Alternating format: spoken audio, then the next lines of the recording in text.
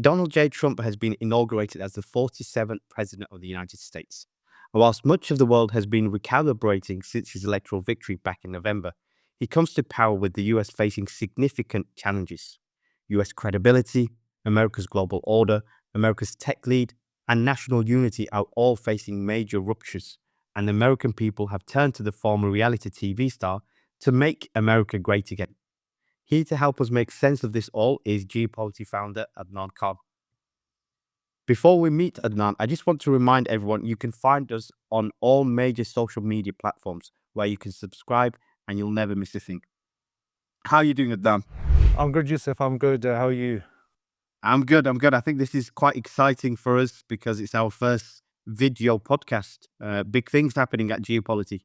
It is. It's our first one for 2025 as well. Yep, definitely. Now, before we get into it, there's a few things that Donald Trump he said before he even got into the White House. He talked about conquering Greenland, the Panama Canal, and the Gulf of Mexico. Adan, what would you say are America's key strategic issues? Is it these things that Donald Trump is talking about? Yes, I'm really glad, Yusuf, you started with this question because presidents come and go. Presidents have a term. And, in my lifetime, I've seen quite a few presidents come and go. But you find the underlying challenges they face, they don't generally change from president to president. And whilst Donald Trump seems to have some new love for Greenland and the Gulf of Mexico, the reality here is there are some significant strategic challenges whoever would have been the president has to deal with. And I would say, Yusuf, there's 5 of these currently. Probably the most important is wealth inequality. This is actually the source of all problems in America. It's the reason why Donald Trump is actually in power, because the economy just doesn't work for a large chunk of the American population. They've turned to a populist. They've turned to a complete outsider. And I've not really heard much from Donald Trump how he plans to deal with the economic inequality in the country. There is a lot of talk, which I'm sure we're going to touch on, about immigration, about tariffs. However, when I think 10% of the population owns about 70% of the wealth, this is actually the source of all the problems, which we haven't really heard much from Trump, how he plans to specifically deal with it. Then you've got the national debt. The national debt is 36 trillion at the moment. America is required to repay over $1 trillion a year in interest repayments. This is a ticking time bomb. Donald Trump has said absolutely nothing about how he plans to deal with this. Then you got demographics. I think, Yusuf, 2050, the Caucasian population of America will be a minority. So white Americans feeling their country is completely changing. This is another major issue that they're going to have to actually deal with. And we're not really hearing much from Donald Trump how he plans to deal with the declining demographics in the country. America's tech lead, China, seems to be well advanced than America on all the next generation of technologies. And I'm sure this is something we're going to discuss. And probably finally is American soft power. America's credibility, American dream, Hollywood, all of these have taken a major hit. America's global liberal order is really no longer credible as it used to be. So whoever would have been the president, whether it was Kamala Harris or if Biden continued or Trump, these are the actual challenges America faces. And whoever would have been president, this is what their focus really would need to be. Now, there's a lot to unpack there, Adnan, and I hope we can get through a lot of these topics. But I just want to start off with something that's been going on recently with Donald Trump and Elon Musk. They've both been very big on the news recently. Elon Musk with his interference in European politics. They've both been talking about the Panama Canal, about Greenland. What do you make of this? Where did these guys both stand in relation to these issues? So if you take your mind back to Trump's first term, there was a lot of bluster. There's a lot of talk about building a wall between Mexico and America that apparently the Mexicans were going to pay for. And here we are, 10 years later, there's no wall, and Trump doesn't talk about it anymore. So I feel what Trump has done here is this is bluster again. He's talking about things which get headlines. They're great for his crowd, but nobody really believes he's going to deliver. And even if he doesn't deliver, nobody really takes it seriously anyway. So Greenland, America has access to it anyway. Greenland is a territory in the Arctic that belongs to Denmark. America already has a base there. It has a missile base there. It has access to it. The Panama Canal, America's military has priority access if they ever need it. So why do you need to take them over if you're already getting what you need from it? And then the Gulf of Mexico being called the Gulf of America, quite frankly, who cares? You're on some seas. Who cares what it's actually called? So I think these are things where Donald Trump says them. Social media goes a bit mad, but in terms of physically delivering on them, they will take too long, and people are really going to forget anyway. The key thing is, as I mentioned, is the strategic issues. He's not talking about them in details. He's not talking about them in depth. So every time he talks bluster, he's deflecting from the real strategic issues. And I think that's really the context we have to put it in. And I think Musk is doing the same thing as well.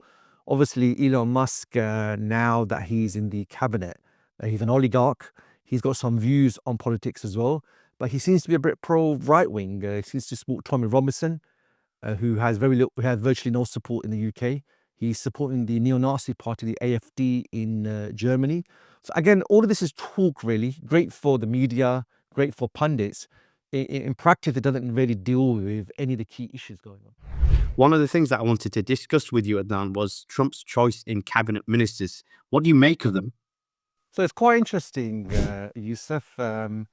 We're used to parts of the world in banana republics where leaders pick their kids, they pick their children, they pick their loyalists. And what we're seeing with Donald Trump is loyalists are coming into the cabinet over experience. And loyalty is measured by how much you've defended Donald Trump in public, how much you've defended Donald Trump in private, and how much you've defended some of the things he said that are indefensible. We got to keep in mind that 24 of his first term appointments fell out with him. Some of the most experienced guys, John Bolton, Ted Tillerson, all of these guys actually fell out with him. The other thing, if we're generally looking at his cabinet picks, is all of them are Zionists and all of them are MAGA supporters, Make America Great Again. So what he's really done is people who are like him, who have been loyal to him, that's who he's actually picked. So the people from industry, people with a background in government, in defense, in the military, in education, that had actually nothing to do with it. What Donald Trump's done is he's purely gone for loyalty over experience. So this already ran into trouble straight away because in America, the way it works is when you have your cabinet picks, Congress has to authorize them. So Matt Gaetz, he was supposed to be the Attorney General. He was a bit of a shocking pick because he's a bit of a conspiracy theorist. He had to withdraw his candidacy in the end because his sexual encounters became public. And his replacement is Pam Bondi, who is a hardcore Trump supporter. She is part of his legal team with all the cases he had. You've got Tulsi Gabbard, who's the Director of National Intelligence. She's actually considered a Russian asset. She has no intelligence experience. At most, she's been an army reservist in the past. So literally, she has no experience, no knowledge of the department she's going to be managing. And the department is to do with intelligence. Then you've got Peter Hegseth. I think he's straight through Indiana's Secretary of Defense. He has a long history of sexual encounters. He was a mid-ranking officer in the National Guard, so he's not actually been in the main military. So he actually lacks relevant experience when it comes to defense. Then you've got Robert F. Kennedy, Secretary of Health and Human Services. He's been a long-term skeptic of vaccinations and had very unorthodox views. So a lot of the health industry have been quite shocked. And then Elon Musk and Vivek Ramaswamy, they're the head of a new department, the Department of Government Efficiency. And we just have to keep in mind that Elon Musk contributed 250 million to Trump's election campaign. If he didn't do that, he probably wouldn't be in government. So literally the things we're used to seeing in the third world, in banana republics, it has now come to the superpower country. I'm sure we'll see these people all on the news over the next 4 years with what they're up to, especially Elon Musk. With America, one of its most important regions, or the region that it wants to focus most of its time, has always been, or for the last few years, has been China, the South China Sea, China becoming a growing power. What is the U.S. policy currently? Do you think Trump's going to carry on with that? I remember last time he started the trade war with China. Are we going to see more of that in the next 4 years?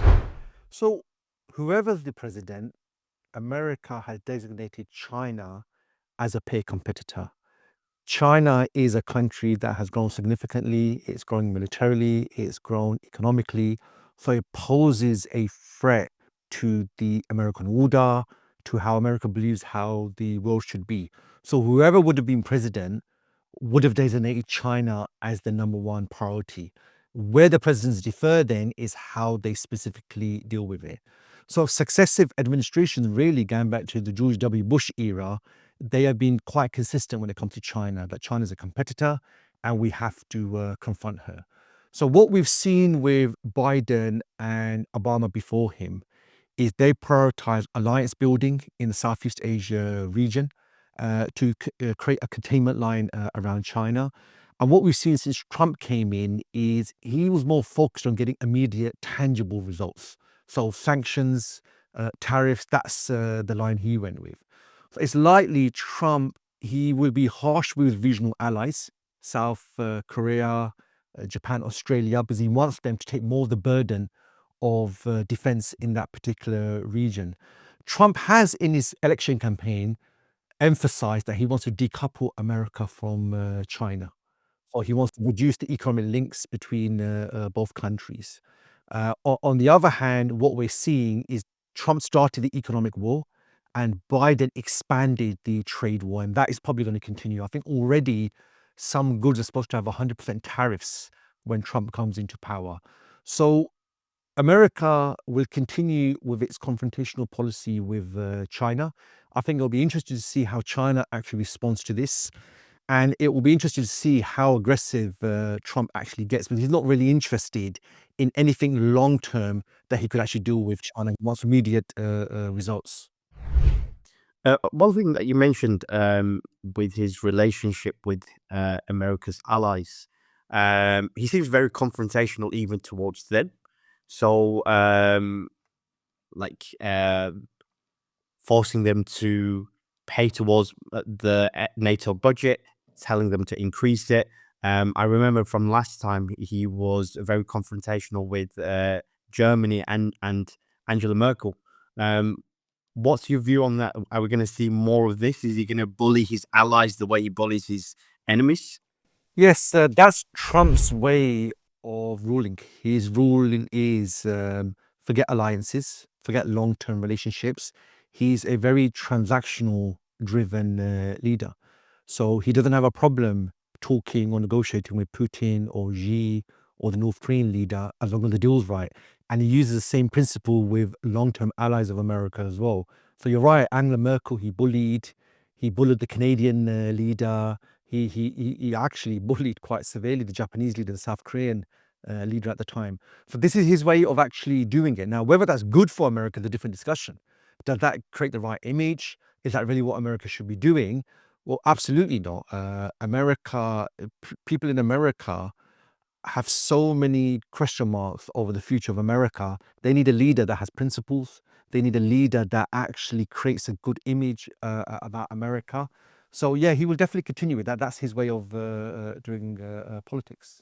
You mentioned Trump is very transactional. Obviously, this is really partly the reason why he got into power in the first place with the economic inequality in America. What do you think his economic policy is going to be for the US over the next 4 years? So Trump has talked quite a lot about in fact, Trump's whole campaign has been, I'm going to clean the swamp. People turn to him because the economic situations are so bad. So he's been talking a lot about making sweeping economic policy changes. Broadly speaking, he's really hot on tariffs. Tariffs, tariffs, tariffs. You cannot have enough tariffs.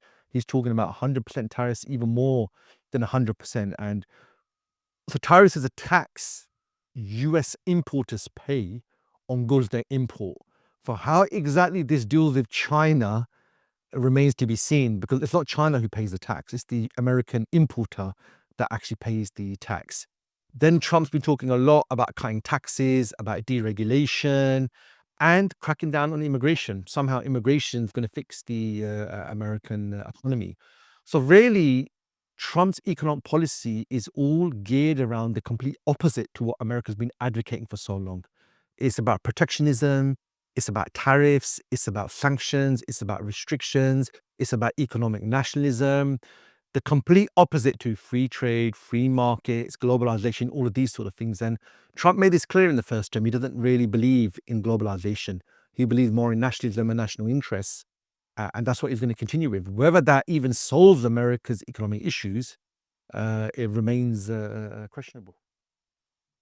I was reading today about this point with many Republicans actually not completely being in favor of this view that Trump has, this shift in an ideological perspective. Do you think you will be able to push these policies through? For example, the increase in tariffs, do you think they're going to get through Congress? So I think, yeah, you're right. He will run into some problems because different states depend differently on imports, and different states have different supply chains. So he might run into trouble, although he does have a small majority in one house and a slightly larger one in the other house. Also, I think as his term goes on, just the reality of ruling will happen because what's good for New York may not necessarily be good for California. So I think he will, and we've generally seen that the likely chance is in within 2 years he will lose one of the houses out of the two, and then the problems will begin. And that usually is what happens in America. And then you mentioned because Trump is not ideological, he really looks for policies where immediate results can come about. So he doesn't look at the implications. He doesn't look about building in the long term. He doesn't look at if I do this policy now, what will be the negative impacts as well. And this will come and haunt him as he goes on. So I think Trump may be creating his own problems later on down the line. If we focus on the domestic policy, obviously he's changed his stance a little bit with immigration. His first term, he was very, very anti-immigration. Now it seems like he's more directed it to illegal immigration. So he managed to get the Hispanics on board. What do we see his domestic policy? What do you think his domestic policy is going to be like in comparison to his first term? So his domestic policy is really going to be the bulk of his term. The foreign policy issues, they're there, but they're not going to be the biggest thing that's going to affect him. He's got this huge MAGA support base, Make America Great Again. And for them, their issues are the economy, their issues are immigration. So he's going to have to focus on that. So he's already mentioned that he wants to effectively deport undocumented individuals in America. Now, how he does that is up in the air. Are you going to be going door to door? Are you going to leave it down to the states? In his first term, if you remember, people that were coming across the border, they divided the children from their parents, and you had this scenario where it looked like it was a traffic zone.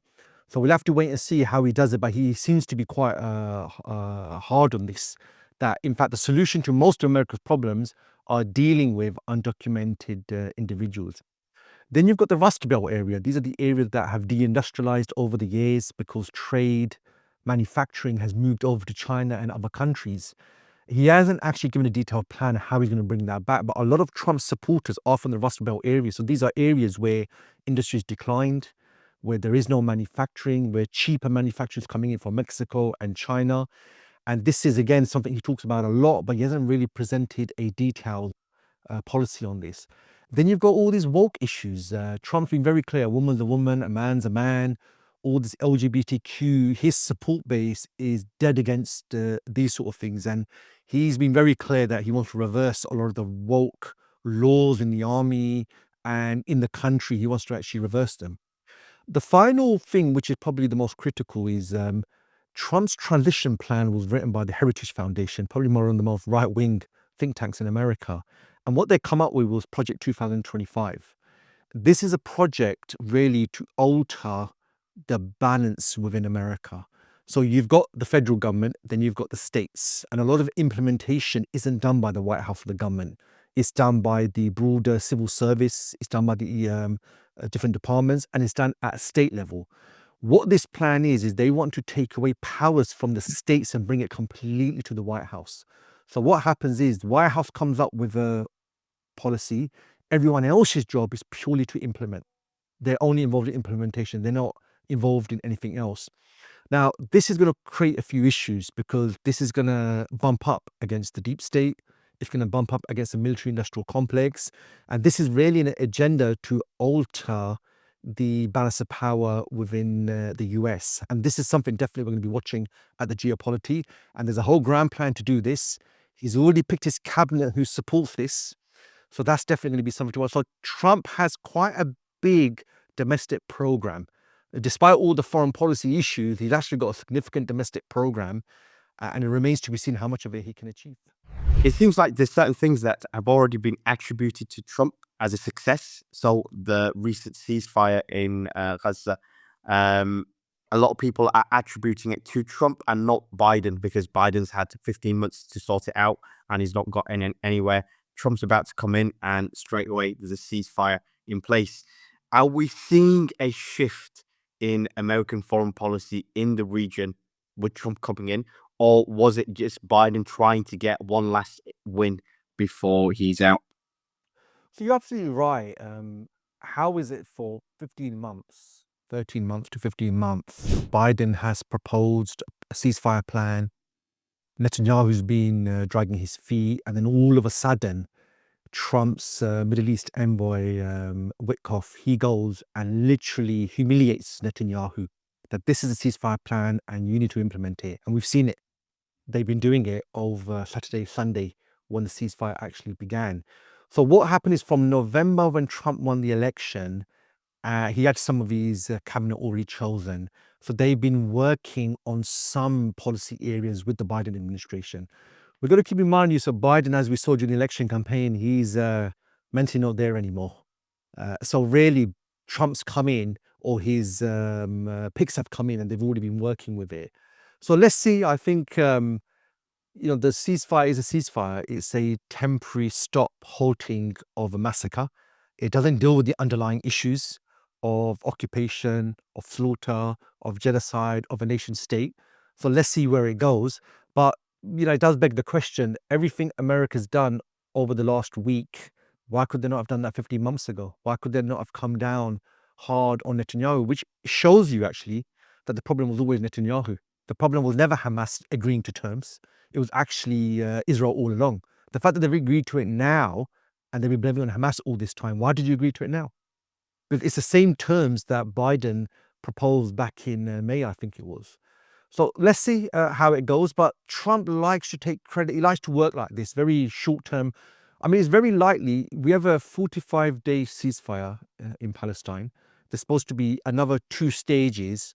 Whether we get there or not remains to be seen. So whilst this ceasefire is getting all the headlines, really, apart from the exchange of some hostages, apart from aid going in, and apart from a halt to the fighting, none of the other issues have actually been dealt with.